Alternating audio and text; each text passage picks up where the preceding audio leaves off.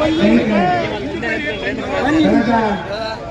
55 ದಿನಗಳಿಂದ 58 ದಿನಗಳಿಂದ ಕನ್ನಡ ಶಾಲೆಯನ್ನು ಉಳಿಸಿ ಎನ್ನುವಂಥ ಒಂದು ಹೋರಾಟವನ್ನು ಕರ್ನಾಟಕ ರಾಜ್ಯ ಶಿಕ್ಷಕರ ಮೂಲ ಸಂಘಟನೆಯವರು ಪ್ರಗತಿಪರವಾಗಿರ್ತಕ್ಕಂಥ ಯುವಕರನ್ನ ಜೊತೆಗೂಡಿಸಿಕೊಂಡು ಹೋರಾಟವನ್ನು ನಡೆಸ್ತಾ ಇರ್ತಕ್ಕಂಥದ್ದು ನಾವೆಲ್ಲರೂ ಗಮನಿಸಿದ್ದೇವೆ.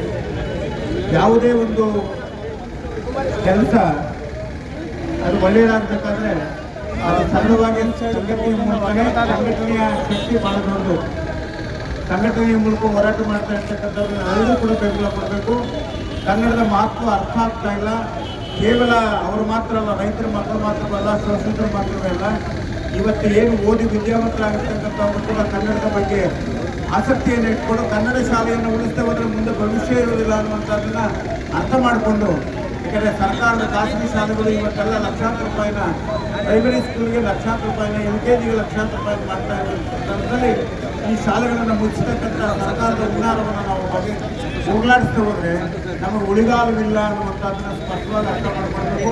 ಈ ಸಂಘಟನೆಗೆ ಸಂಪೂರ್ಣವಾದಂಥ ಬೆಂಬಲವನ್ನು ಪ್ರಜ್ಞೆ ಇರ್ತಕ್ಕಂಥ ಎಲ್ಲ ನಾಗರಿಕರು ಕೂಡ ಬೆಂಬಲಿಸಬೇಕು ಅನ್ನುವಂಥ ಮಾತನ್ನು ಈ ಮೂಲಕ ನಾನು ತಿಳಿಯಪಡಿಸ್ತೇನೆ.